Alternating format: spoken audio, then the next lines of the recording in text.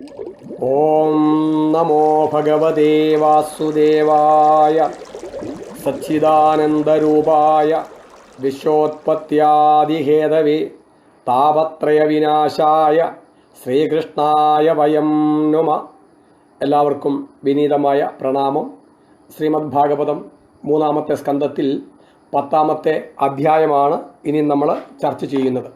ഈ അധ്യായത്തിൽ 10 തരം സൃഷ്ടികളെക്കുറിച്ചാണ് വിശദീകരിക്കുന്നത്. വിദുര മൈത്രേയ സംവാദമാണ് നടക്കുന്നത്. ശ്രീ മൈത്രേയൻ വിദുര മഹാശയനോട് പറയുകയാണ്, ഭഗവാൻ ആജ്ഞാപിച്ച പ്രകാരം ബ്രഹ്മാവ് വീണ്ടും തപസ്സു ചെയ്ത് ജ്ഞാനശക്തിയെ സമ്പാദിച്ചു.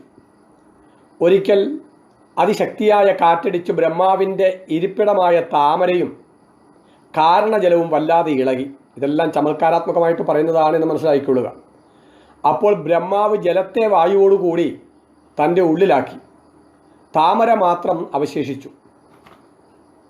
ഈ താമരയിൽ മുമ്പുണ്ടായിരുന്ന ലോകം എല്ലാം സൂക്ഷ്മരൂപത്തിൽ അടങ്ങിയിരുന്നു. അപ്പോൾ ബ്രഹ്മാവിരിക്കുന്ന താമര എന്താണ് എന്ന് മനസ്സിലാക്കിക്കൊള്ളുക. മുമ്പുണ്ടായിരുന്ന ആ ലോകമെല്ലാം സൂക്ഷ്മരൂപത്തിൽ ലയിച്ചു കിടക്കുന്ന ആ ലോകത്തിൻ്റെ പ്രതീകാത്മകമായിട്ടാണ് താമരയെ കാണിച്ചിരിക്കുന്നത്. എങ്ങനെയാണോ നമ്മളുടെ ഉപബോധ മനസ്സിൽ എല്ലാവിധമായ ജ്ഞാനവും സ്വരൂപിക്കപ്പെട്ടിട്ടുണ്ട്, ആ ജ്ഞാനം അവിടെ ലയിച്ചു കിടക്കുന്നു, നമ്മൾ അറിയുന്നില്ല. ഇതിനെ ഉൾക്കൊണ്ടുകൊണ്ട് തന്നെയാണ് നമ്മളും നമ്മുടെ ജീവിതത്തിൽ ഓരോന്നും പ്രാവർത്തികമാക്കുന്നത്. അപ്പോൾ ഇതുപോലെ ബ്രഹ്മാവിരിക്കുന്നതായ താമരയും എന്താണ് എന്ന് നമ്മൾ ചിന്തിച്ച് വിചാരം ചെയ്ത് അത് മനസ്സിലാക്കിക്കൊള്ളുക എന്നതാണ്. ഇനിയും താൻ സൃഷ്ടി ആരംഭിച്ചപ്പോൾ ബ്രഹ്മാവ് ഈ താമരയെ ജീവികളുടെ ഭോഗസ്ഥാനമായ 3 ലോകങ്ങളായിട്ട് ഭാഗിച്ചു. ഇവിടെ ചമത്കാരാത്മകമായിട്ട് പറയുന്ന ആ 3 ലോകങ്ങൾ എന്താണെന്ന് ഇനിയും ഭാവി നമുക്ക് മനസ്സിലാവും. അപ്പോൾ അതേവരെ സാമ്യാവസ്ഥയിൽ, അതായത് ഒന്നു ചേർന്നിരുന്നതായ സാത്വിക രാജസ തമോ ഗുണങ്ങൾ ക്ഷോഭിച്ച് ഏറ്റക്കുറിച്ചിലുണ്ടായി. ഇങ്ങനെ ക്ഷോഭിപ്പിക്കുന്ന ശക്തിയെയാണ് ഈ കാലശക്തി എന്ന് പറയുക. കാലശക്തി അത് അവ്യക്തമാണ്. കാലത്തെ നമുക്ക് കാണാൻ പറ്റില്ല. ഈ പ്രകൃതിയിൽ മാറ്റങ്ങളെ സൃഷ്ടിക്കുന്നതായ ആ ശക്തിവിശേഷത്തെയാണ് കാലം എന്ന് പറയുക. ഈ കാലത്തെ നമുക്ക് കാണാൻ പറ്റുന്നില്ല. വ്യത്യസ്തമായ അനുഭവങ്ങൾ നമ്മുടെ ബുദ്ധിയിൽ ഉണ്ടാകുമ്പോൾ അതിൻ്റെ മധ്യദൈർഘ്യമായിട്ട് കാലത്തെ നമ്മൾ ബുദ്ധിയിൽ സ്ഫുരിക്കുന്നു എന്ന് മാത്രമേ ഉള്ളൂ. കാലം അവ്യക്തമായ ഒരു ശക്തിയാണ്. ഒരു ഉദാഹരണം നമുക്ക് പറയാം. ഒരു കാന്തം ഇരിക്കുന്നു, അതിലേക്ക് ഒരു പച്ചിരുമ്പ് ആകർഷിച്ച് വന്നു ചേരുന്നു. നമ്മൾ ഈ ഇരുമ്പ് വന്നു ചേരുന്നത് നമുക്ക് കാണാം, പക്ഷേ ആ കാന്തിക ശക്തി നമുക്ക് കാണാൻ പറ്റില്ല. ആ കാന്തിക ശക്തിയെ നമ്മൾ ഊഹിച്ചറിഞ്ഞോണം. അപ്പം അവിടെ നിന്നും അതിനെ ചലിപ്പിച്ച് തന്നിലേക്ക് കൊണ്ടുവന്ന് ചേർത്തതായ ആ കാന്തിക ശക്തി അത് അവ്യക്തമാണ്. പക്ഷേ അത് തമ്മിൽ ഒട്ടിപ്പിടിക്കുമ്പോൾ അതിന് നിമിത്തമായ ഒരു ശക്തിയുണ്ട് നമ്മൾ ഊഹിക്കുന്നു. എന്നതുപോലെ പ്രകൃതിയിൽ നിരന്തരമായ മാറ്റങ്ങൾ സംഭവിച്ചുകൊണ്ടേയിരിക്കുന്നു. ആ മാറ്റത്തിൻ്റെ പിന്നിൽ ഒരു ശക്തിവിശേഷം ഉണ്ടായിരിക്കണം. ആ ശക്തിവിശേഷം അത് അവ്യക്തമാണ്. അവ്യക്തമായത് കാണാൻ പറ്റുന്നതല്ല എന്ന് സാരം. അപ്പം കാണാൻ പറ്റാത്ത ഇതിന് ആദിയും അന്തവുമില്ല. അതുകൊണ്ട് കാലം ആദിയും അന്തവും ഇല്ലാത്തതാണ് എന്ന് പറയുന്നു. അപ്പോൾ ഈ കാലശക്തി സാത്വിക രാജസ താമസ ഗുണങ്ങളിൽ ക്ഷോഭമുണ്ടാക്കി. ക്ഷോഭമുണ്ടാക്കി എന്ന് പറഞ്ഞാൽ അത് അതിൻ്റെ സ്വഭാവത്തെ, ഓരോ ഗുണങ്ങളും അതിൻ്റെ സ്വഭാവത്തെ പ്രകടമാക്കാതെ ഇരിക്കുന്ന അവസ്ഥയാണ് സാമ്യാവസ്ഥ എന്ന് പറയുന്നത്. അതാതിൻ്റെ സ്വഭാവങ്ങൾ പ്രകടമാക്കുന്നതായ അവസ്ഥയാണ് ക്ഷോഭാവസ്ഥ എന്ന് പറയുന്നത്. അപ്പോൾ ഈ ഗുണങ്ങൾ 3 ഒന്ന് ചേർന്നിരിക്കുന്നതാണ്. 3 വ്യത്യസ്തമായിട്ട് നമുക്ക് മനസ്സിലാക്കാൻ വേണ്ടി പറയുന്നതേ ഉള്ളൂ എന്ന് നമ്മൾ മനസ്സിലാക്കണം. ഇപ്പോഴേ അഗ്നിയിൽ അടങ്ങിയിരിക്കുന്ന ചൂട്, പ്രകാശം, നമ്മൾ 2 പുക, നമ്മൾ 3 പേരിൽ വിളിക്കുന്നു. പക്ഷേ ഇത് 3 അന്യമല്ല, ആ അഗ്നിയുടെ തന്നെ അടങ്ങിയിരിക്കുന്ന സ്വഭാവമാണ്. എന്നതുപോലെ സാത്വികൻ രാജസം താമസം ഈ 3 ഗുണങ്ങൾ വേറെ വേറെ ഒന്നും അല്ല. അതിൻ്റെ ചൂടിൻ്റെ സ്വഭാവം അല്ലല്ലോ പ്രകാശത്തിന്. അതിൻ്റെ പക്ഷെ നമ്മൾ രണ്ടു പേരിലാണ് വിളിക്കുന്നത്, ഇത് രണ്ടും ഒന്ന് ചേർന്നിരിക്കുന്നതുമാണ് എന്നതുപോലെ വേണം ഈ ഗുണങ്ങളെയും. അഗ്നി അത് ജ്വലിക്കുന്നതിനു മുമ്പ് തീപ്പെട്ടിക്കൊള്ളിക്കകത്തുണ്ടായിരുന്നു. അങ്ങനെ സൂക്ഷ്മമായി ഇരിക്കുന്നതായ ആ അവസ്ഥയാണ് നമുക്ക് സാമ്യമായിരിക്കുന്ന അവസ്ഥ എന്ന് പറയുന്നത്. ഒരൊരക്കൽ എന്ന് പറയുന്ന ക്രിയ അവിടെ ഉണ്ടായപ്പോൾ അവിടെ സൂക്ഷ്മമായി ഇരുന്നതായ അഗ്നി ജ്വലിച്ചപ്പോഴാണ് പ്രകാശവും ചൂടും പ്രകടമായത്. എന്നതുപോലെ ബ്രഹ്മത്തിൽ ഈ പ്രകൃതി അതിൻ്റെ സ്വഭാവങ്ങളെ പ്രകടമാക്കാതെ കണ്ടിരിക്കുന്നതായ അവസ്ഥയാണ് ഈ പ്രകൃതിയുടെ സാമ്യാവസ്ഥ, മൂലപ്രകൃതിയായിരിക്കുന്ന അവസ്ഥ എന്നൊക്കെ പറയുന്നത്. അത് ആ പ്രകൃതി പിന്നെ അതിൻ്റെതായ സ്വഭാവം പ്രകടമാക്കുന്നതായ ആ അവസ്ഥ, അതിനെയാണ് ക്ഷോഭാവസ്ഥ എന്ന് പറയുന്നത്. ഇങ്ങനെ മൂലപ്രകൃതിയിൽ ക്ഷോഭം ഉണ്ടാക്കി കാലശക്തി. അങ്ങനെ മൂലപ്രകൃതി ആ 3 ഗുണങ്ങളെയും അതിൻ്റെ സ്വഭാവത്തെ പ്രകാശിപ്പിക്കാൻ തുടങ്ങി. ഇതിലെ സാത്വിക ഗുണത്തിൽ നിന്നും മഹത്വത്വമുണ്ടായി. നമ്മൾ നേരത്തെ പല പ്രാവശ്യം പറഞ്ഞതാണ്, വീണ്ടും എടുത്തു പറയുന്നത് ഇത് മനസ്സിൽ ഉറക്കാൻ വേണ്ടിയിട്ടാണ്. പിന്നീട് രജോ ഗുണത്തിൽ നിന്നും അഹങ്കാരതത്വമുണ്ടായി. തമോ ഗുണത്തിൽ നിന്നും പഞ്ചഭൂതങ്ങൾ ഉണ്ടായി. അപ്പോഴിവിടെ മഹത്തത്വം, അഹങ്കാരതത്വം, അതുപോലെ പഞ്ചഭൂതങ്ങൾ 3. ഇനിയും വീണ്ടും പറയുകയാണ്, രജോ ഗുണത്തിൽ നിന്നും ഇന്ദ്രിയങ്ങൾ ഉണ്ടായി 4. സാത്വിക ഗുണത്തിൽ നിന്നും ആ ഇന്ദ്രിയങ്ങളിൽ ജ്ഞാനം ദ്യോതിപ്പിക്കുന്നതായ ഇന്ദ്രിയ ദേവതകളുണ്ടായി, അത് 5. പിന്നീട് രജോ ഗുണവും തമോ ഗുണവും കലർന്നതായ അവിദ്യ എന്ന് പറയുന്ന സ്വരൂപവും ഉണ്ടായി. അപ്പോൾ മഹത്തത്വം, അഹങ്കാരതത്വം, പഞ്ചഭൂത സൃഷ്ടി, ഇന്ദ്രിയ സൃഷ്ടി, ഇന്ദ്രിയ ദേവതാ സൃഷ്ടി, അവിദ്യ, ഇതിനെ 6നെയും കൂടി ചേർത്തിട്ട് പ്രാകൃത സൃഷ്ടി എന്നാ പറയുക. ഇത് ഭഗവാനിൽ നിന്നും ഉണ്ടായതാണ്. ഈ പ്രാകൃത സൃഷ്ടി ഇത്രയും ഭഗവാന്റെ സങ്കല്പമാത്രത്താൽ ഉണ്ടായതാണ്. ഇനിയും ബ്രഹ്മാവിൽ നിന്നും ഉണ്ടാകുന്നതായ സൃഷ്ടിയെ വിളിക്കുന്ന പേരാണ് വൈകൃത സൃഷ്ടി. അപ്പോൾ സൃഷ്ടി 2 രീതിയിലാണ്, പ്രാകൃത സൃഷ്ടി അതുപോലെ വൈകൃത സൃഷ്ടി. പ്രാകൃത സൃഷ്ടി ഭഗവാന്റെ സങ്കല്പത്താൽ ഉണ്ടാകുന്നു, വൈകൃത സൃഷ്ടി ബ്രഹ്മാവിൽ നിന്നും ഉണ്ടാകുന്നു. ഇനിയും ബ്രഹ്മാവിൽ നിന്നും ഉണ്ടാകുന്നതായ ആ വൈകൃത സൃഷ്ടിയെക്കുറിച്ചാണ് തുടർന്ന് പറയുന്നത്. ഇനി ഈ പ്രാകൃത സൃഷ്ടി, ഈശ്വര സങ്കല്പത്താൽ ഉണ്ടായതായ പ്രാകൃത സൃഷ്ടി ശരിയായിട്ട് മനസ്സിലാക്കേണ്ടുന്ന ഒന്നാണ്. ഇതിനകത്തെ ഈ സാത്വിക ഗുണത്തിൽ നിന്നുണ്ടായിട്ടുള്ളതാണ് ഇന്ദ്രിയ അധിഷ്ഠാന ദേവതകൾ എന്ന് പറയുന്നത്. അതിനെ ജ്ഞാനശക്തി എന്നാണ് വിളിക്കുക. ഇന്ദ്രിയങ്ങളുടെ എല്ലാം രജോ ഗുണത്തിൽ നിന്നുണ്ടായതാണ്, അതിനെ ക്രിയാശക്തി എന്നാണ് വിളിക്കുക. അതുപോലെ പഞ്ചഭൂതങ്ങൾ, അതിനെ വിളിക്കുന്നത് ദ്രവ്യശക്തി എന്നാണ്. അപ്പം ദ്രവ്യശക്തി, ക്രിയാശക്തി, ജ്ഞാനശക്തി, ഈ 3ആയിട്ട് വികാസം പ്രാപിച്ചു. എന്ത്? മൂലപ്രകൃതിയിലെ 3 ഗുണങ്ങൾ. ഇതിനെയാണ് പ്രാകൃത സൃഷ്ടി എന്ന് പറയുക.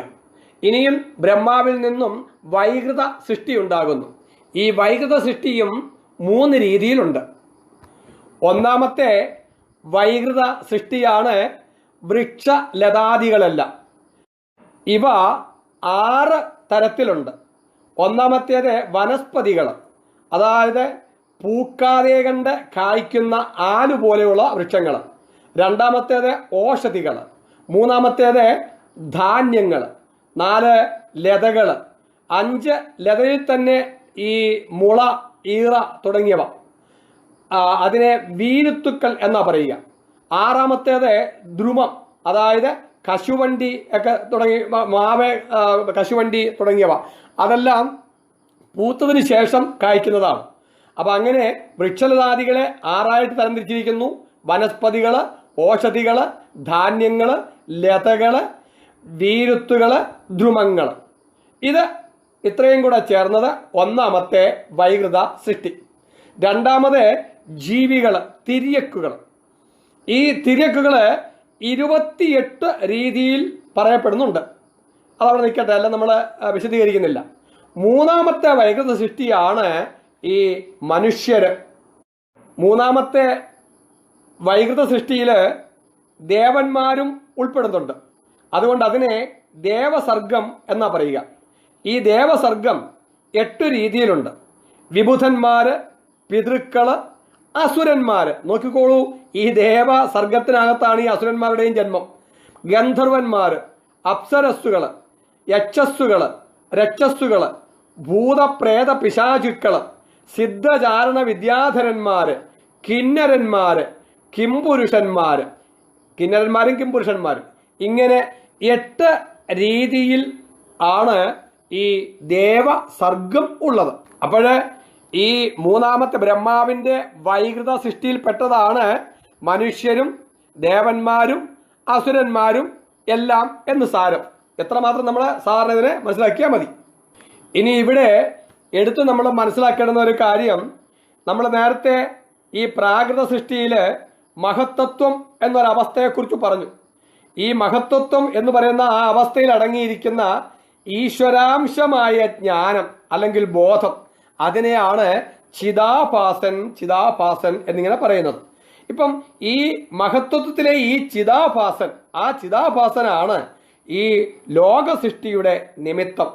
ഈ ഗുണങ്ങളെല്ലാം ഉപാദാനവും. ഈ കുടമുണ്ടാക്കുവാൻ കൊശവൻ നിമിത്തവും ഉപാദാനം മണ്ണുമാണ് എന്ന് പറയുന്നത് പോലെ മഹത്വത്തിൽ അടങ്ങിയിരിക്കുന്ന ഈശ്വരാംശമായ ആ ബോധത്തെ നിമിത്തമാക്കിക്കൊണ്ടാണ് കാലശക്തി എന്തു ചെയ്യുന്നത്? ഈ പ്രകൃതി ഗുണങ്ങളിൽ മാറ്റമുണ്ടാക്കി സൃഷ്ടിയെല്ലാം നടത്തുന്നത്. ഈ ചിദാഭാസൻ, ഇത് നമ്മൾ പ്രത്യേകം ശ്രദ്ധിച്ചോളുക, ഈ ചിദാഭാസനെ തന്നെയാണ് നമ്മൾ ഈശ്വരൻ എന്നൊക്കെ വിളിക്കുന്നത്. നമ്മൾ ഈ പുരാണങ്ങളിലൊക്കെ പല രീതിയിൽ പറയുമ്പോൾ എല്ലാം കൂടെ ആകെപ്പാടെ ആൾക്കാർക്ക് കേട്ട് കൺഫ്യൂഷനായിട്ട് അവിടെ ബ്രഹ്മാവ് ഇവിടെ കുറെ അങ്ങനെ എല്ലാം കൂടെ കൺഫ്യൂഷനായിട്ട് പോവുകയാണ്. അപ്പോൾ ഇവിടെ ബ്രഹ്മാവേ എന്നൊക്കെ രീതിയിൽ നമുക്ക് ഒരു വ്യക്തിത്വമായിട്ട് നമുക്ക് പറഞ്ഞു തരുന്നത് സാധാരണക്കാരെ നമ്മളെപ്പോലുള്ളവർക്കൊക്കെ മനസ്സിലായത് തങ്ങി നിൽക്കാൻ വേണ്ടി മാത്രമാണ്. അതെല്ലാം ഓരോരോ ആശയങ്ങളാണ്, തത്വങ്ങളാണ് എന്ന കാര്യം നമ്മൾ ഉറപ്പിച്ചുകൊള്ളുക. അപ്പം ഇവിടെ പ്രാകൃതവും വൈകൃതവും കലർന്ന സൃഷ്ടിയാണ് സനൽകുമാരാദികൾ എന്ന് പറയുന്നു. അപ്പൊ ചുരുക്കി പറഞ്ഞാൽ ഇതെല്ലാം എന്തിനു വേണ്ടിയിട്ടാണ് ഇങ്ങനെ പറയുന്നതെന്ന് ചോദിച്ചാൽ, ഏകനായ ഭഗവാൻ തന്നെയാണ് ബ്രഹ്മാവായും പിന്നീട് ബഹുവിധ സൃഷ്ടികളായും ഭവിച്ചത്. ഭഗവാനിൽ നിന്ന് അന്യമായി സ്ഥാവര ജംഗമങ്ങളിൽ ഒന്നും തന്നെ ഇല്ല. ഈശനും പ്രപഞ്ചവും ദേശികൻ താനും ഞാനും ഈശന്റെ കാരുണ്യത്താൽ കേവലം ഒന്നായി കണ്ടേൻ. ഈ ഒന്നല്ലാതെ കണ്ട് ഇവിടെ പലതില്ല. യാതൊന്ന് കണ്ടതു നാരായണ പ്രതിമ, യാതൊന്ന് കേട്ടതു നാരായണ ശ്രുതികൾ, യാതൊന്ന് ചെയ്വതു നാരായണാർച്ചനകൾ, യാതൊന്നതൊക്കെ ഹരിനാരായണായ നമ. ഈ സൃഷ്ടിക്രമമെല്ലാം പല ഗ്രന്ഥങ്ങളിലും പല രീതിയിലാണ് വർണ്ണിക്കുന്നത്. സത്യം പറഞ്ഞു കഴിഞ്ഞാൽ ഒരു ഗ്രന്ഥത്തിൽ ഞാൻ വായിച്ചതുപോലെ ഈ സൃഷ്ടി ഒന്നും ആരും കണ്ടിട്ടില്ല.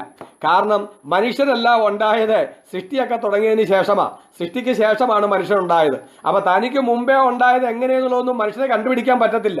പിന്നെ എങ്ങനെയാണ് എന്ന് ചോദിച്ചാൽ, സമാധിയിൽ എങ്ങനെയാണോ ഓരോന്നും ലയിച്ചടങ്ങുന്നത്, ആ ലയിച്ചടങ്ങി ആ ശാശ്വതനായിരിക്കുന്ന ആ സച്ചിദാനന്ദ സ്വരൂപനായിരിക്കുന്ന അതിനെ സാക്ഷാത്കരിക്കുന്നു. ആ ലയനക്രമത്തെ ഉൾക്കൊണ്ടുകൊണ്ട് തിരിച്ചതിനെ സൃഷ്ടിക്രമമായിട്ട് പറയുന്നു. അവരുടെ ലയനത്തിൽ അവർക്ക് സംഭവിക്കുന്ന ഓരോരോ അവസ്ഥകളെയാണ് അവർ ഓരോരോ തത്വങ്ങൾ എന്ന് പറയുന്നത്. തത്വം എന്ന് പറഞ്ഞാൽ അവസ്ഥ എന്ന് മാത്രമേ ഉള്ളൂ. അങ്ങനെ സമാധിയിലേക്കൊരു യോഗി കാലാനുസൃതമായിട്ട് പോകുമ്പോൾ അവരിൽ ഉണ്ടായിരിക്കുന്നതായ ആ ലയനക്രമത്തെ ശരിയായിട്ട് നിരീക്ഷണം ചെയ്ത് പഠനം ചെയ്ത് അത് മനസ്സിലാക്കി വെച്ചുകൊണ്ട് ഇങ്ങനെ എങ്ങനെയാണ് ഈ പ്രപഞ്ചം ഇങ്ങനെ ലയിച്ചടങ്ങി പ്രപഞ്ച ഉപശമം ശാന്തം ശിവം അദ്വൈതം ചതുർത്ഥം മന്യന്തേ സ ആത്മാ സ വിജ്ഞേയ എന്ന് നമ്മൾ നേരത്തെ ഉപനിഷത്തിൽ പഠിച്ചു. അപ്പോൾ ആ അവസ്ഥയിലേക്ക് ഇതൊന്നുകൂടി നമ്മൾ മനസ്സിലാക്കി കഴിഞ്ഞാൽ, എങ്ങും നിറഞ്ഞിരിക്കുന്ന ഒരു ജ്യോതിസ്, അതായത് സ്വയം ജ്യോതി, അനാദ്യന്തം, ആദിയും അന്തവുമില്ലാത്തത്, കാലം കൊണ്ടോ ദേശം കൊണ്ടോ ഇല്ലാതെ കണ്ടാകാത്ത ഒരു പരമജ്യോതിസ്,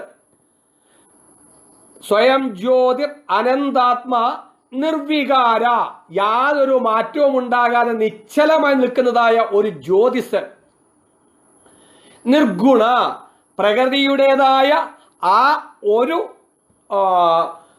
സ്വാധീനവും ബാധിക്കാത്തതായ ആ ജ്യോതിസ്, സച്ചിദാനന്ദം, അത് അഗാധമായ ബോധമാണ്, അത് ശുദ്ധമായ ബോധമാണ്, അതിൻ്റെ സ്വരൂപം എന്ന് പറയുന്നത് ആനന്ദമാണ്. ഇത് നിങ്ങൾ ഒന്നുകൂടി മനസ്സിലാക്കിക്കൊള്ളുക.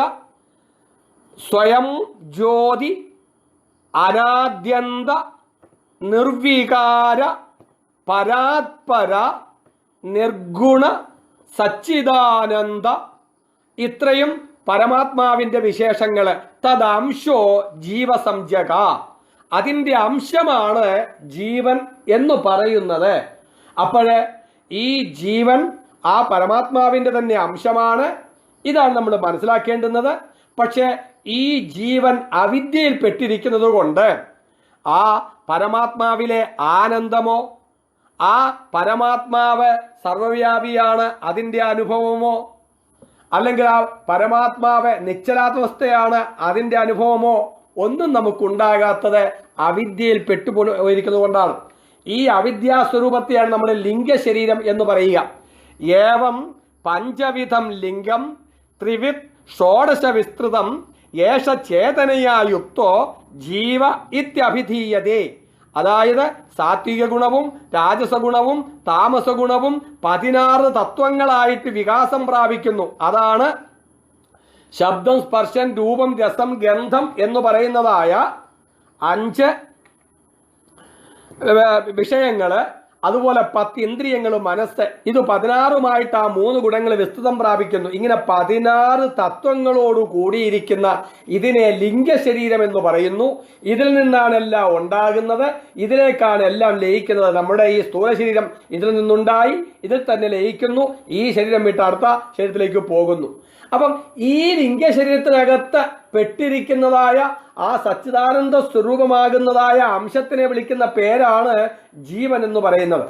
ഈ ലിംഗശരീരത്തിനെ ഒരു കുടമായിട്ട് നമ്മൾ സങ്കല്പിച്ചു കഴിഞ്ഞാൽ ഒന്ന് നോക്ക്, എല്ലായിടത്തും പ്രകാശം, അങ്ങനെ എല്ലായിടത്തും നിറഞ്ഞു നിൽക്കുന്ന പ്രകാശം. ഇത് ശരിക്കും നിങ്ങൾ മനസ്സിലാക്കാൻ വേണ്ടി ഞാൻ വീണ്ടും വീണ്ടും എടുത്ത് പറയുകയാണ്. ലളിതാ സഹസ്രനാമത്തിനകത്ത് നിങ്ങൾ പഠിച്ചിട്ടുണ്ടാകും ഇല്ലേ? നിജാരുണ പ്രഭാപൂര മജ്ജത ബ്രഹ്മാണ്ഡ മണ്ഡല, തൻ്റെതായ ചുവന്ന പ്രകാശത്തിൽ ഈ ബ്രഹ്മാണ്ഡ മണ്ഡലം മുഴുവൻ മുങ്ങിക്കിടക്കുന്നു. അപ്പം നമ്മളെല്ലാം ഒരു ചുവന്ന പ്രകാശത്തിൽ മുങ്ങിക്കിടക്കുന്നവരാണ്, നമ്മൾ അറിയുന്നില്ല എന്ന് മാത്രമേ ഉള്ളൂ, കാണുന്നില്ല എന്നേ ഉള്ളൂ. ആ പ്രകാശം തന്നെയാണ് നമ്മൾ നേരത്തെ മുമ്പേ പറഞ്ഞത്. ആ പ്രകാശത്തിന്റെ അംശം നമ്മുടെ ലിംഗശരീരത്തിൽ അല്ലെങ്കിൽ നമ്മുടെ കാരണശരീരത്തിനകത്ത് പെട്ടിരിക്കുന്നു. അതിനെയാണ് ജീവൻ എന്ന് പറയുന്നത്.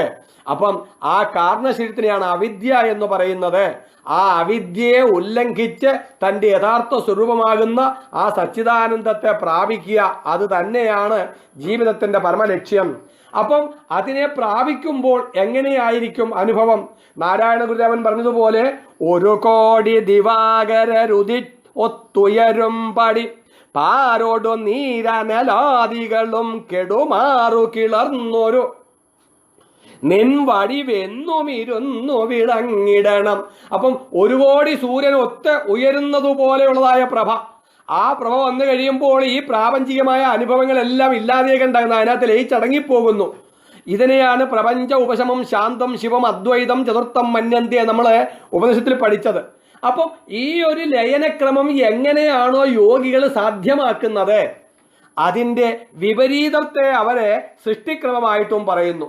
ഈ ലയിച്ചു പോയി പ്രളയത്തിലേക്ക് പോകുന്നത് പോലെ, അതുപോലെ തിരിച്ചു വന്ന് അത് സൃഷ്ടിക്രമത്തിലേക്കും വരുന്നു. അല്ലാതെ കണ്ട് യഥാർത്ഥമായ ഈ പ്രളയം ഒന്നും കണ്ടോരാരുമില്ല. അതുകൊണ്ടാണ് പല ഗ്രന്ഥങ്ങളിലും ഈ പ്രളയക്രമത്തെ സൃഷ്ടിക്രമത്തെയൊക്കെ പല രീതിയിൽ വർണ്ണിക്കുന്നത്. ഇതിൽ നിന്നൊക്കെ നമുക്ക് മനസ്സിലാക്കാൻ ഒറ്റ കാര്യമേ ഉള്ളൂ. എന്ത്? കാണപ്പെടുന്നതെല്ലാം ബ്രഹ്മം, സർവം ഖല്വിദം ബ്രഹ്മ. ഇത് കാണപ്പെടുന്നതെല്ലാം ബ്രഹ്മം അല്ലാതെ കണ്ട് വേറെ ഒന്നുമില്ല. യാതൊന്ന് കണ്ടോ നാരായണ പ്രതിമ, യാതൊന്ന് കേട്ടതോ നാരായണ ശ്രുതികൾ, യാതൊന്ന് ചെയ്വതോ നാരായണ അർച്ചനകൾ, യാതൊന്നതൊക്കെ ഹരിനാരായണായ നമ. ഇത് മനസ്സിലാക്കാൻ വേണ്ടിയിട്ട് വിതുരർക്ക് മൈത്രേയർ പറഞ്ഞു കൊടുക്കുന്നതാണ് ഈ ഒരു സൃഷ്ടിക്രമം. അങ്ങനെ 10ാമത്തെ അധ്യായം സമാപ്തമാകുന്നു. ഓം നമോ ഭഗവതേ വാസുദേവായ. ഓം സച്ചിദാനന്ദരൂപായ വിശ്വോത്പത്യാദിഹേതവേ താപത്രയ വിനാശായ ശ്രീകൃഷ്ണായ വയം നമഃ. ഇനിയും കാലത്തിൻ്റെ ഒരു വിശദീകരണമാണ് 11ാമത്തെ അധ്യായത്തിൽ നടക്കുന്നത്. സാരസപത്രം ഇളതായവ രണ്ടൊന്നിച്ച് നേരിയ സൂചീമുഖം കൊണ്ട് കൈകടുതായ പൂരുഷനെടുത്ത് വേഗമോടൂന്നും വിധൗ പത്രം അതൊന്നു മുറിഞ്ഞ് മറ്റേതു തന്മേൽ ചെന്നു പറ്റുന്നതിന് ഇടയുള്ളൊരു കാലക്രമം മുൽപ്പാടിങ് അല്പകാലം എന്നത്ര ഇവ ചൊല്ലിയിടുന്നു എന്ന് തുഞ്ചത്തു രാമാനുജൻ എഴുത്തച്ഛൻ പറയുന്നു. അതായത് 2 കിളിർന്ന് താമരയില എടുത്ത് ചേർത്ത് വെക്കുക, നല്ല മൂർച്ചയുള്ളതായ ഒരു സൂചി കൊണ്ട് നല്ല ആരോഗ്യത്തോടു കൂടി അതിനകത്ത് കുത്തുക വേഗത്തിൽ. അപ്പം ഒരു ഇല മുറിഞ്ഞിട്ട് ആ സൂചി മറ്റേ ഇലയിൽ ചെന്ന് കൊള്ളുന്നതിൻ്റെ ഇടയിലുള്ളതായ സമയത്തെയാണ് അല്പം എന്ന് പറയുക. നമുക്ക് ഊഹിക്കാൻ പോലും പറ്റാത്ത അത്ര സൂക്ഷ്മം. എന്തിനാണ് ഇവിടെ ഇങ്ങനെ പറയുന്നത് എന്ന് ചോദിച്ചാൽ, കാലം അത്ര സൂക്ഷ്മമാണ്, കാലം അവ്യക്തമാണ്. പിന്നെ കാലത്തിൻ്റെ ഒരു ഏകദേശ രൂപം നമ്മൾ മനസ്സിലാക്കുന്നത് എങ്ങനെയാ? ഇപ്പം ഇവിടെ ഒരു താമര മുറിഞ്ഞു, അതൊരനുഭവം. രണ്ടാമത്തെ താമരയിൽ ചെന്ന് കൊണ്ടു, അത് മറ്റൊരനുഭവം. ഇതിൻ്റെ ഇടയിലൊരു ദൈർഘ്യമുണ്ട്, അതിനെയാണ് കാലമെന്ന് പറയുക. അത് അത്ര സൂക്ഷ്മം. ഞാനിപ്പം നിങ്ങളോട് ഭ എന്ന് പറഞ്ഞ് നിർത്തുന്നതിന് മുമ്പ് ആ ഭ ഭൂതത്തിൽ പോയി കഴിഞ്ഞു.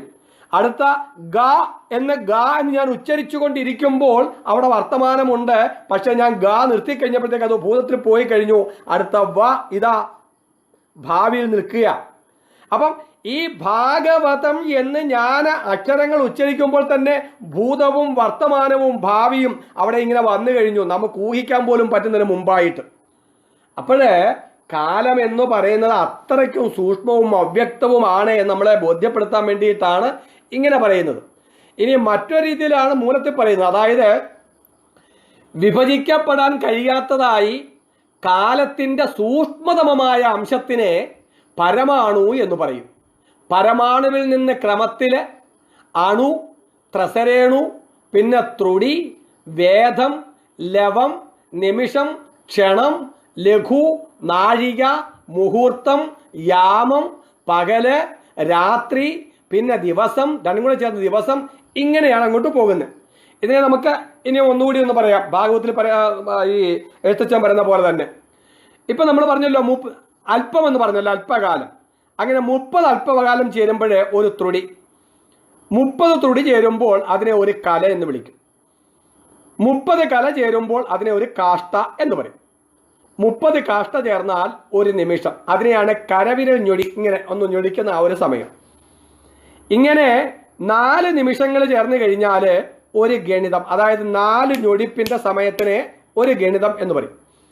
ഇങ്ങനെ 10 ഗണിതങ്ങൾ ചേർന്ന് കഴിഞ്ഞാൽ ഒരു നെടുവീർപ്പ് എന്ന് പറയും. ഒരു നെടുവീർപ്പ്, അതായത് നമ്മളൊരു ശ്വാസം എടുത്തുവിടുന്ന സമയം, ഇങ്ങനെ നീട്ടി ശ്വാസം എടുത്ത് വിടുന്നതായ സമയം സാധാരണഗതിയിൽ അത് 10 ഗണിതങ്ങൾ ചേർന്ന ഒരു നെടുവീർപ്പ് എന്ന് പറയുക.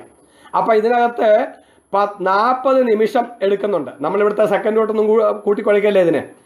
ഇങ്ങനെ 6 നെടുവീർപ്പ് ഇടുന്ന സമയത്തിനെയാണ് ഒരു വിനാഴിക എന്ന് പറയുക. ഇത് മനസ്സിലാക്കാൻ ഒരു എളുപ്പമുണ്ട്. 21,600 പ്രാവശ്യം ഒരു മനുഷ്യൻ ശ്വാസോച്ഛ്വാസം ചെയ്യും 24 മണിക്കൂർ കൊണ്ട്. അപ്പോഴ് എത്ര ഒരു ശ്വാസോച്ഛ്വാസം ചെയ്യാൻ എത്ര സമയം എടുക്കുന്നു എന്ന് അതുകൊണ്ടൊന്ന് ഭാഗിച്ചു നോക്കിയാൽ മതി നിങ്ങൾ. 21,600 പ്രാവശ്യമാണ് ഒരഹോരാത്രത്തിൽ മനുഷ്യൻ എടുക്കുന്നതായ ശ്വാസോച്ഛ്വാസം. ഇത് പ്രത്യേകം മനസ്സിലാക്കിക്കൊള്ളുക. എന്തായാലും 60 വിനാഴികകൾ ചേരുന്നതിന് ഒരു നാഴിക, 60 നാഴികകൾ ചേർന്ന് കഴിഞ്ഞാൽ ഒരു രാത്രിയും പകലും. അങ്ങനെ 15 രാത്രിയും പകലും ചേർന്ന് നമ്മൾ ഒരു പക്ഷം എന്ന് പറയും. ഇങ്ങനെ 2 പക്ഷങ്ങൾ ചേരുമ്പോൾ ഒരു ചാന്ദ്രമാസമായി, അതായത് വെളുത്ത പക്ഷവും കറുത്ത പക്ഷവും. ഇങ്ങനെ ഈ 2 പക്ഷങ്ങൾ ചേരുന്ന ഒരു ചാന്ദ്രമാസത്തിനെയാണ് പിതൃക്കളുടെ ഒരു അഹോരാത്രം എന്ന് പറയുക. അപ്പോൾ പിതൃക്കൾക്ക് ഒരു ദിവസമായതേ ഉള്ളൂ. ഇനിയും 2 മാസങ്ങൾ ചേരുമ്പോൾ ഒരു ഋതു, 6 ഋതുക്കൾ ചേരുമ്പോൾ ഒരു മനുഷ്യവർഷം അല്ലെങ്കിൽ 12 മാസം. അപ്പോൾ 12 മാസത്തിൽ 6 ഋതുക്കളുണ്ട്. ഓരോ ഋതുവും ഈ 2 മാസം വീതം എന്ന് സാരം. നമുക്ക് ഒരു ഉത്തരായനം, ഒരു ദക്ഷിണായനം, ഇത് രണ്ടും കൂടെ ചേരുമ്പോൾ നമ്മുടെ ഒരു വർഷമായി, 12 മാസമായി. ഇത് ദേവകൾക്ക് ഒരു ദിവസമേ ആകുന്നുള്ളൂ, അവരുടെ ഒരു അഹോരാത്രമായി. നമ്മുടെ ഉത്തരായനം ദേവകൾക്ക് പകല് 6 മാസങ്ങൾ, നമ്മളുടെ ദക്ഷിണായനം ദേവകൾക്ക് രാത്രി. അതുകൊണ്ടാണ് ഈ ഉത്തരായന സമയത്തിൽ ദേവകളുടെ പകല് സമയത്താണ് ഈശ്വരീയമായ കർമ്മങ്ങളൊക്കെ ചെയ്യുവാൻ ഏറ്റവും ശ്രേഷ്ഠം. ദക്ഷിണായന കാലം പിതൃക്കൾക്കുള്ളതാ. ആ സമയത്ത് പിതൃക്കളുടെ കർമ്മങ്ങൾ ചെയ്യാനും ശ്രേഷ്ഠമാണ് എന്ന് പറയും. ഈ ചാന്ദ്രമാസത്തിന്റെ കണക്കൂട്ടിലൊക്കെ കൂടെ വരുമ്പോഴേ നമ്മുടെ 300 വർഷം ചേരുമ്പം ദേവന്മാർക്ക് ഒരു വർഷമാകത്തേ ഉള്ളൂ. നമ്മുടെ 300 വർഷങ്ങൾ ചേരുന്നതാണ് ദേവന്മാർക്ക് ഒരു വർഷം. അപ്പം ഒരു ദിവ്യവത്സരം എന്നതിനെ വിളിക്കാം. ഇനിയും 4800 ദേവവർഷം കൃതയുഗം, 3600 ദേവവർഷം ത്രേതായുഗം, 2400 ദേവവർഷം ദ്വാപരയുഗം, 1200 ദേവവർഷം കലിയുഗം. അപ്പം അങ്ങനെ ആകെ 12000 ദേവവർഷം ഒരു ചതുര്യുഗം. ഇതിനെ 300 കൊണ്ട് ഗുണിച്ചു കഴിഞ്ഞാൽ എത്ര മനുഷ്യവർഷം ഉണ്ടെന്ന് നമുക്ക് കണ്ടുപിടിക്കാൻ പറ്റും. 12000 × 300 അത്രയുമാണ് ഒരു ചതുര്യുഗം. ഇങ്ങനെ 1000 ചതുര്യുഗങ്ങൾ ചേരുന്നതാണ് ബ്രഹ്മാവിൻ്റെ ഒരു പകല്. ഇത്രയും സമയം സൃഷ്ടി നടന്നുകൊണ്ടേയിരിക്കും. പിന്നീട് ആ 1000 ചതുര്യുഗങ്ങൾ കഴിയുമ്പോൾ ബ്രഹ്മാവ് ഉറങ്ങാൻ പോകും. അതാണ് ഈ പ്രളയകാലം എന്ന് പറയുന്നത്. ഇനിയും ഈ ബ്രഹ്മാവിൻ്റെ ഈ പകല് സമയം, അതായത് 1000 ചതുരങ്ങൾക്കകത്ത് 14 മനുക്കളുണ്ട് എന്നാ പറയുക. 14 മനുക്കൾ. അപ്പം 14 മനുക്കൾ ഈ ബ്രഹ്മാവിൻ്റെ ഒരു പകൽ സമയത്ത് ഈ ലോകത്തെ ഭരിച്ചുകൊണ്ടിരിക്കും. അപ്പോൾ ഒരു മനുവിന് 71 ചതുര്യുഗങ്ങളാണ് എന്ന് വരും. അങ്ങനെ 71 ചതുര്യുഗം ഒരു മനു, അടുത്തടുത്ത ചതുര്യുഗം വേറൊരു മനു, ഇങ്ങനെ 14 മനുക്കൾ ബ്രഹ്മാവിൻ്റെ ഈ ഒരു പകല് കാലത്ത് 1000 ചതുരക കാലത്തിലായിട്ട് ഈ ലോകത്തെ ഭരിക്കുന്നു എന്ന് പറയും. ഇതൊക്കെ നമുക്ക് വലിയ പ്രാധാന്യമുള്ള കാര്യമൊന്നുമല്ല. അങ്ങനെ ബ്രഹ്മാവിൻ്റെ ഒരു രാത്രിയും പകലും കൂടി ചേർന്ന് 100 സംവത്സരം ബ്രഹ്മാവിൻ്റെ ആയുസ്. അപ്പം ബ്രഹ്മാവിൻ്റെ ഒരു ആയുഷ്കാലത്തിൽ 100 പ്രളയവും ഉണ്ടാകും, 100 സൃഷ്ടിയും ഉണ്ടാകും എന്ന് സാരം. ബ്രഹ്മാവിൻ്റെ ഓരോ പകലിലും സൃഷ്ടി ഉണ്ടാകും, ബ്രഹ്മാവിൻ്റെ ഓരോ രാത്രിയിലും പ്രളയം ഉണ്ടാവും, നമുക്കൊക്കെ ഉണ്ടാകുന്നത് പോലെ തന്നെ. അപ്പം ഈ കൽപ്പത്തിൽ ബ്രഹ്മാവിൻ്റെ 50 വയസ്സ് കഴിഞ്ഞിരിക്കുക. അപ്പം ഇനിയും എത്ര കാലം കഴിഞ്ഞു പോയോ അത്രയും കാലം കൂടെ ഇനിയും വരാനും ഇരിക്കുന്നു. ഇപ്പോഴേ ബ്രഹ്മാവിൻ്റെ ആകെ ആയുസ് 100 വർഷമാണെന്ന് പറഞ്ഞല്ലോ. ബ്രഹ്മാവിന് 100 വർഷം, അതിൽ 50 വർഷത്തിന് പറഞ്ഞ പേരാണ് പരാർത്ഥം. ഇപ്പം 50 കഴിഞ്ഞിരിക്കുന്നു. അപ്പം ആ സമയത്തിന് പറഞ്ഞ പേര് ബ്രാഹ്മകൽപ്പം എന്ന. അന്നാണ് വേദങ്ങൾ ഉണ്ടായത് എന്നാണ് പറയുന്നത്. അതുകൊണ്ട് അതിനെ ബ്രാഹ്മകൽപ്പം എന്ന് പറയുന്നു. ഇപ്പോഴത്തെ ഈ പരാർത്ഥം ഇതിന് പറയുന്ന പേര് വരാഹകൽപ്പം എന്ന. അപ്പം ഇപ്പം നമ്മൾ വരാഹകൽപ്പത്തിൽ ജീവിക്കുന്നവരാണ് എന്ന് സാരം. നമ്മൾ ജീവിക്കുന്നത് 17ാം വരാഹ കൽപ്പത്തിലാണ്. വൈവസ്വതനാണ് ഇപ്പോഴത്തെ മനു. 74 ചതുരങ്ങളുള്ളതിൽ 27 കഴിഞ്ഞിരിക്കുന്നു. 27ാമത്തെ ചതുരകത്തിൻ്റെ അവസാനം കലികാലത്തിലാണ് നമ്മൾ ജീവിക്കുന്നത്. ഇതൊക്കെ ഓരോരോ കണക്കുകൂട്ടൽ. ചുരുക്കി പറഞ്ഞാൽ ഇത് നമുക്ക് പഠിക്കാനുള്ളതായ ഒരു വലിയ പാഠം, ഈ ബ്രഹ്മാവ് പോലും കാലത്തിൻ്റെ വിധേയമാണ്. നമുക്ക് പ്രാപിക്കേണ്ടുന്നത് എന്താണ്? കാലാതീതമായിരിക്കുന്ന പരമപുരുഷനെയാണ്. ബ്രഹ്മാവിന് പോലുമുണ്ട് ഈ അന്ത്യം. അന്ത്യമില്ലാത്തത് ഒന്ന് മാത്രമേ ഉള്ളൂ. ആര്? അതാ പരമപുരുഷൻ. 86.5 കോടി ദേവവർഷം ആയുസ്സുള്ള ബ്രഹ്മാവ് പോലും ആ കാലത്തിന് വിധേയനാണ് എന്നാണ് സാരം. അപ്പം ആ ബ്രഹ്മാവിൻ്റെ ആയുസ്സിനോട് തട്ടിച്ചു നോക്കുമ്പം നമ്മുടെ ആയുസ് ഒരു കുമിളയുടെ ആയുസ്സുണ്ടോ? ഇല്ല. അങ്ങനെ ഒരു കുമിളയുടെ ആയുസ് പോലും ഇല്ലാത്തതായി ഈ മനുഷ്യജന്മം നമുക്ക് കിട്ടിയത് 86 ലക്ഷം പല പല യോനികളിൽ കൂടി കടന്നുപോയി കഴിഞ്ഞ് വന്ന ശേഷമാണ്. എന്നിട്ടും നമ്മൾ ഇനിയും പല പല യോനികളിൽ കയറാൻ വേണ്ടി ഇരിക്കുക. അപ്പം അങ്ങനെ ചുറ്റിക്കറങ്ങാതെ കണ്ട്, ഈ സംസാര ചക്രത്തിൽ ചുറ്റിക്കറങ്ങാതെ കണ്ട് ഈശ്വര ഭജനം നടത്തി ആ അമൃതസ്വരൂപനാകുന്ന ഈശ്വരൻ തന്നെയാണ് താൻ എന്ന് അറിഞ്ഞ് അതിനുവേണ്ടി ഈ ജന്മത്തെ പ്രയോജനപ്പെടുത്തൂ, മോക്ഷം പ്രാപിക്കൂ. അങ്ങനെ ആ താൻ ആരാണ് എന്നറിഞ്ഞ് ആ അനുഭവത്തിൽ നിന്നുകൊണ്ട് ബാക്കിയുള്ളതായ കാലം ജീവിച്ച് അവസാനം ആ പരബ്രഹ്മത്തിൽ തന്നെ വിലയം പ്രാപിക്കൂ. നമ്മൾ നേരത്തെ പറഞ്ഞില്ലേ എന്താണ്? സ്വയം ജ്യോതി, അനാദ്യന്തം, നിർവികാര, പരാത്പര, നിർഗുണ, സച്ചിദാനന്ദ തദംശോ ജീവസംജക. അപ്പം നമ്മൾ ആ പരമമായ പ്രകാശത്തിൻ്റെ സച്ചിദാനന്ദ സ്വരൂപമായിരിക്കുന്ന ആ അംശത്തിൻ്റെ ആ സച്ചിദാനന്ദ സ്വരൂപത്തിൻ്റെ അംശമാണ് നമ്മൾ മനസ്സിലാക്കി കഴിഞ്ഞു, അനുഭവിച്ചു കഴിഞ്ഞു. അവിടം വരെ അനുഭവം.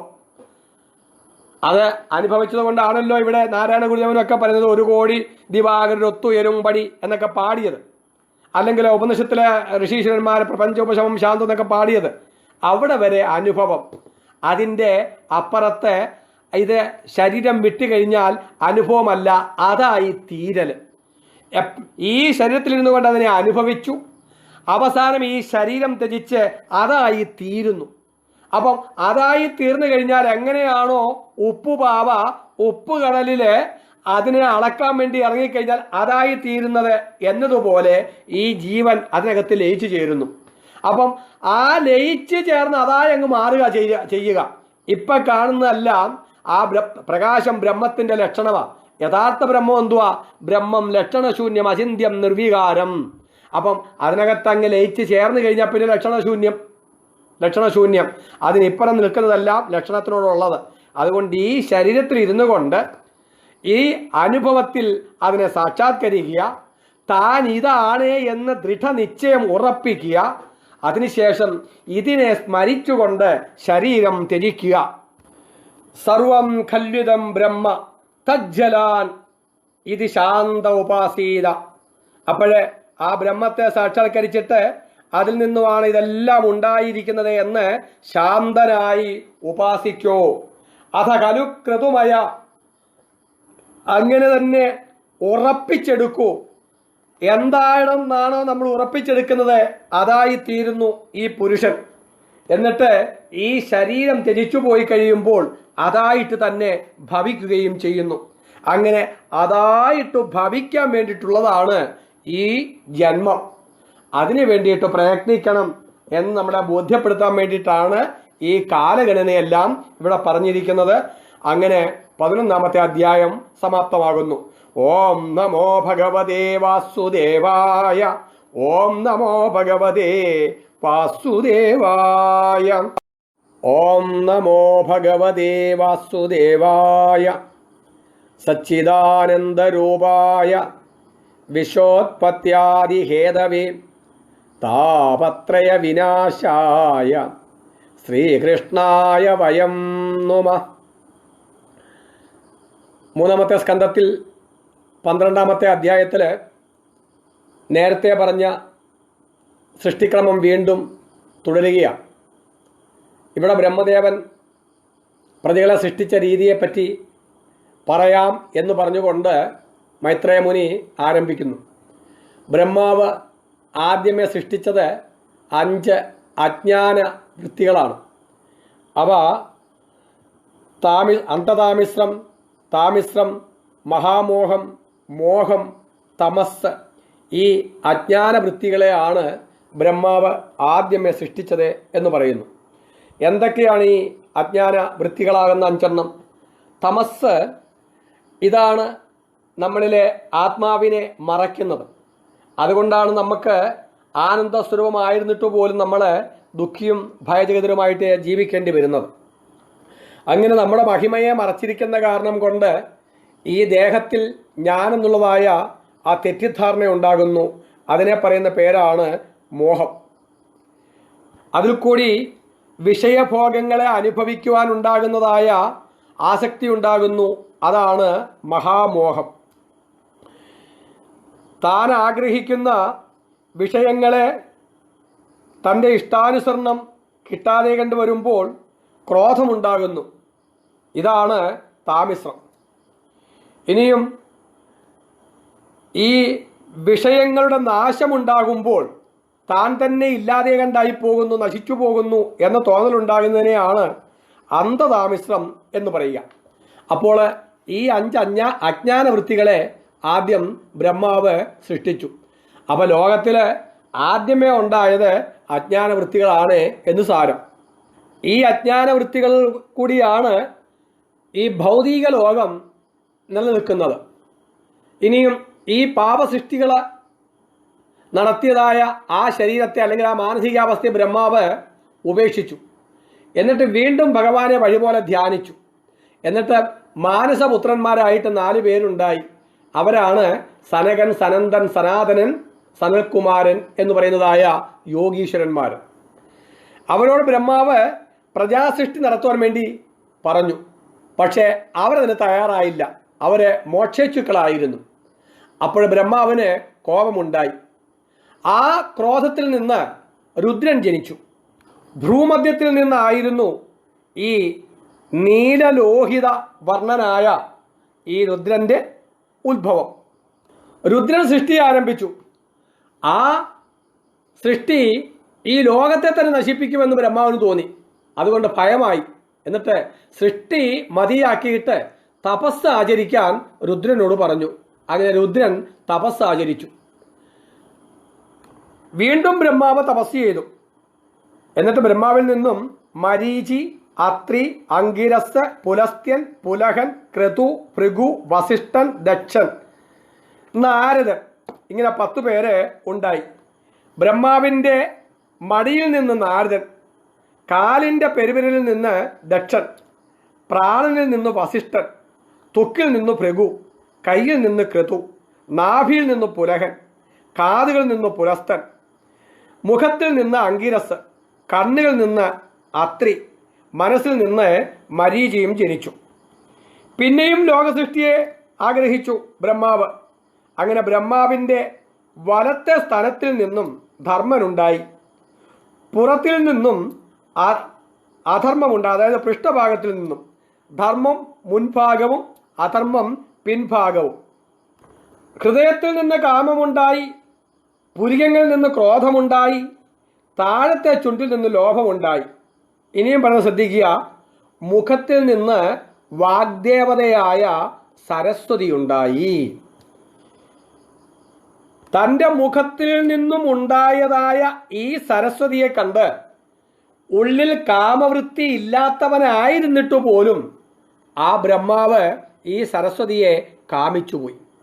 നമുക്കറിയാം ബ്രഹ്മാവിൽ നിന്നും ഉണ്ടായതായ ആ സരസ്വതിയാണ് ബ്രഹ്മാവിൻ്റെ ഭാര്യയായിട്ടും നമ്മൾ സങ്കല്പിക്കുന്നത് എന്നറിയാം. ഇത് കേൾക്കുമ്പോൾ നമുക്കൊക്കെ ജുഗുപ്സ തോന്നും. ഈ അടുത്ത സമയത്ത് ഒരു ഭാഗവത പാരായണക്കാരനുമായിട്ട് സംസാരിച്ചു. അപ്പോൾ കുറേ നേരം സംസാരിച്ചപ്പോൾ അദ്ദേഹം പറഞ്ഞു, ഈ സ്വന്തം മോളെ ഭാര്യയായിട്ട് വെച്ചുകൊണ്ടിരിക്കുന്ന ബ്രഹ്മാവിനെയൊക്കെയല്ലേ നമ്മൾ ഊഹിക്കുന്നത്. ഭാഗവതം വായിക്കുന്ന ആൾ തന്നെ പറയുന്നതാണ് കേട്ടോ. അപ്പം ഇതാണ് ഒരു ശരാശരി ഹിന്ദു നമ്മുടെ ധർമ്മത്തെക്കുറിച്ചൊക്കെ മനസ്സിലാക്കിയിരിക്കുന്നത്. കാവ്യാത്മകമായ വർണ്ണനകളെ അതായിട്ട് കാണുവാനും അതേ രീതിയിൽ പഠിക്കാനും പറ്റാതെ പോയ ഹിന്ദുവിൻ്റെ ദൗർബല്യം. എൻ്റെ മുഖത്തിൽ നിന്നും ഇപ്പം ഈ പുറപ്പെടുന്നത് വാഗ്ദേവതകളാണ്. നിങ്ങളത് കേട്ടോണ്ടിരിക്കുക അല്ലേ? അപ്പം എൻ്റെ മുഖത്തിൽ നിന്നും പുറപ്പെടുന്നതായ ഈ വാണി, ഈ വാഗ്ദേവത, ഇത് സരസ്വതിയാണ്. എന്നിൽ നിന്ന് തന്നെ പുറപ്പെട്ടതാ. എൻ്റെ മകളാ, എൻ്റെ പുത്രിയാ. ഇതിനെ ഞാൻ പല ആവർത്തി കേൾക്കാൻ ആഗ്രഹിക്കും. ഞാൻ വീണ്ടും വീണ്ടും കേൾക്കും. ഇത് കേൾക്കുമ്പോൾ ഇതിൽ നിന്നും എനിക്ക് പുതിയ പുതിയ അറിവുകൾ എന്നിൽ സംജാതമാവുകയും ആ അറിവിനെ ഉൾക്കൊണ്ടുകൊണ്ട് ഞാൻ വീണ്ടും പുതിയ സൃഷ്ടി നടത്തുകയും ചെയ്യും. അതിൽ നിന്നാണ് വീണ്ടും വീണ്ടും ഞാൻ ഓരോ കാര്യങ്ങൾ മനസ്സിലാക്കി ചെയ്യുന്നത്. അപ്പോൾ ഈ ബ്രഹ്മാവിൻ്റെ മുഖത്തിൽ നിന്നും വന്നിട്ടുള്ളതായ വാഗ്ദേവതകളെ ഉൾക്കൊണ്ടുകൊണ്ടല്ലേ എല്ലാവരും പുതിയ പുതിയ സൃഷ്ടികളൊക്കെ നടത്തുന്നതല്ലേ? ഇത്രയൊന്ന് മനസ്സിലാക്കിയാൽ മതി. നമ്മളിൽ നിന്ന് തന്നെ പുറപ്പെടുന്നതായ ആ വാക്ശക്തിയാകുന്നതായ ആ സരസ്വതിയെ ഉൾക്കൊണ്ട് അതിൽ നിന്നും വീണ്ടും ജ്ഞാനമാർജിച്ച് നമ്മൾ വീണ്ടും പുതിയ സൃഷ്ടി നടത്തുന്നു. അപ്പോൾ വീണ്ടും പുതിയ സൃഷ്ടി നടത്തുമ്പോൾ പുതിയതായിട്ട് ആർജിച്ചതായ ജ്ഞാനമാകുന്ന സരസ്വതി ഭാര്യയും പുറത്തേക്ക് വന്നതായ ആ ജ്ഞാനമാകുന്നതായ ആ സരസ്വതി മകളുമാകുന്നു. ഇങ്ങനെ ഇതൊക്കെ കഥാരൂപത്തിൽ വ്യക്തിത്വഭാവം കൊടുത്ത് അവതരിപ്പിക്കുമ്പോൾ നമുക്ക് ഇത് ചിന്തിച്ചു മനസ്സിലാക്കാത്ത കാരണം കൊണ്ട് ജുഗുപ്സയുണ്ടാകുന്നു. ഒരു തരത്തിൽ കൂടെ പുരാണങ്ങൾ ഒരുപാട് തെറ്റിദ്ധാരണകളും ഹിന്ദു സമൂഹത്തിൽ ഉണ്ടാക്കിയിട്ടുണ്ട്. പക്ഷേ ചിന്തിച്ച് മനസ്സിലാക്കുന്നവർക്ക് അത് നല്ല രസകരമായിട്ടൊട്ട് അനുഭവിക്കാനും പറ്റും. പക്ഷെ നമ്മുടെ ഒരു ദൗർബല്യം ഇതാണ്, ഇത് കൈകാര്യം ചെയ്യുന്ന ആൾക്കാർ പോലും ചിന്തിച്ച് എന്താണ് ഇതിൻ്റെ പൊരുള് എന്ന് മനസ്സിലാക്കാൻ ശ്രമിക്കാറില്ല എന്നതാണ് നമ്മുടെ ഏറ്റവും വലിയ ദൗർബല്യം. ബ്രഹ്മാവിൻ്റെ ശരീരഛായയിൽ നിന്ന് തപസ് ആചരിക്കുന്നതിൽ സമർത്ഥനായ ദേവഹൂതിയുടെ ഭർത്താവായ കർദമൻ ജനിച്ചു. പിന്നീട് 4 വേദങ്ങളും ബ്രഹ്മാവിൻ്റെ 4 മുഖങ്ങളിൽ നിന്നും ഉണ്ടായി. അതുപോലെ ഉപവേദങ്ങൾ, ധർമ്മപാദങ്ങൾ, വർണ്ണാശ്രമധർമ്മങ്ങൾ, ഛന്ദസ്സുകൾ, അക്ഷരങ്ങൾ, ഇതെല്ലാം ബ്രഹ്മാവിൽ നിന്നും ഉണ്ടായി. ഈ അക്ഷരങ്ങളിൽ സ്വരാക്ഷരങ്ങൾ 16 ആ എല്ലാവർക്കും അറിയാം. പിന്നെ വ്യഞ്ജനാക്ഷരങ്ങൾ, അതിൽ കാ മുതൽ മാ വരെയുള്ള അക്ഷരങ്ങളെ സ്പർശം എന്ന് പറയും. പിന്നെ മാ കഴിഞ്ഞ് യാ രാ ല വ ഈ അക്ഷരങ്ങളെ അന്തസ്ഥങ്ങൾ എന്ന് പറയും. ഷാ ഷാ സാ ഹ ഈ അക്ഷരങ്ങളെ ഊഷ്മാക്കൾ എന്നും പറയും. ഇങ്ങനെ സ്പർശ, അന്തസ്ഥ, ഊഷ്മാക്കളായ അക്ഷരങ്ങളും ആരിൽ നിന്നുണ്ടായി? ബ്രഹ്മദേവനിൽ നിന്നും ഉണ്ടായി. അതിനുശേഷം ബ്രഹ്മദേവന്റെ ക്രീഡയിൽ നിന്നും, കളിയിൽ നിന്നും ഉണ്ടായതാണ് സരിഗമപധനി എന്ന സപ്തസ്വരങ്ങള്. അപ്പോഴീ ഗാന്ധർവ വേദം, സംഗീത വേദം, അതും ആരിൽ നിന്നുണ്ടായതാണ്? ബ്രഹ്മദേവനിൽ നിന്നും ഉണ്ടായതാണ്. വീണ്ടും ബ്രഹ്മാവ് ഈ പ്രജാസൃഷ്ടിയെക്കുറിച്ച് തപസ് ചെയ്തു. എന്നിട്ട് ആ ബ്രഹ്മാവിൻ്റെ സ്വരൂപം 2 വിധമായിട്ട് ഭവിച്ചു. അതിൽ ഒന്ന് പുരുഷനായി, മറ്റേത് സ്ത്രീയുമായി. അതിൽ ആ പുരുഷനാണ് സ്വയംഭുവൻ എന്ന് പറയുന്നതായ മനു. ആ സ്ത്രീയാണ് ശതരൂപ. ഇവരുടെ 2 പേരിൽ കൂടിയാണ് പിന്നീട് ലോകം സമൃദ്ധമാകുന്നത്. ഇങ്ങനെ ഈ മനുവിൻ്റെ പുത്രന്മാരായ കാരണം കൊണ്ടാണ് നമ്മളെയൊക്കെ മനുഷ്യരെന്ന് വിളിക്കുന്നത് എന്നാണ് പറയുക. അപ്പം നമ്മുടെ എല്ലാം മുതുമുത്തച്ഛനാണ് ഈ സ്വയംഭുവ മനുവും. നമ്മുടെയൊക്കെ മുതുമുത്തച്ഛിയാണ് ആരെ? ശതരൂപ. സ്വയംഭൂ, അതുപോലെ ശതരൂപ, അനേകം രൂപങ്ങളായിട്ട് പ്രാപിക്കുന്നതായ രൂപത്തെ ഉൾക്കൊള്ളുന്നതായ ബുദ്ധി എന്നൊക്കെയാണ് അതിൻ്റെ തത്വങ്ങൾ വരുന്നത്. അത് പൊയ്ക്കോട്ടെ. ഈ സ്വയംഭൂ മനുവിന് ഈ ശതരൂപയിൽ 5 സന്താനങ്ങൾ ഉണ്ടായി. അതാണ് പ്രിയവ്രതൻ, ഉത്താനപാദൻ, 2 പുരുഷപ്രജകൾ, ആകൂതി, ദേവഹൂതി, പ്രസൂതി എന്നു 3 കന്യകമാര്. ഇതിൽ ആകൂതിയെ ബ്രഹ്മാവിൻ്റെ പുത്രനായ രുചിക്ക് കൊടുത്തു, ദേവഹൂതിയെ കർദമനായിട്ട് കൊടുത്തു, പ്രസൂതിയെ ദക്ഷനായിട്ടും നൽകി. അവരിൽ നിന്ന് ലോകം നിറയുവാൻ മതിയായ സന്താനങ്ങളും ഉണ്ടായി. ഇങ്ങനെ സൃഷ്ടിക്രമത്തിൻ്റെ ആ ഒരു രീതി പറഞ്ഞുകൊണ്ട് 12ാമത്തെ സ്കന്ധവും പൂർണ്ണമായി. ഓം നമോ ഭഗവതേ വാസുദേവായ. ഇവിടെയും നമ്മളെ മനസ്സിലാക്കി തരുന്ന ഒറ്റ കാര്യമേ ഉള്ളൂ, നമ്മളെല്ലാം ഒരേ ചൈതന്യത്തിൽ നിന്നും ഉണ്ടായവർ മാത്രമാണ്, പലതല്ല എന്ന് സാരം. ഓം നമോ ഭഗവതേ വാസുദേവായ.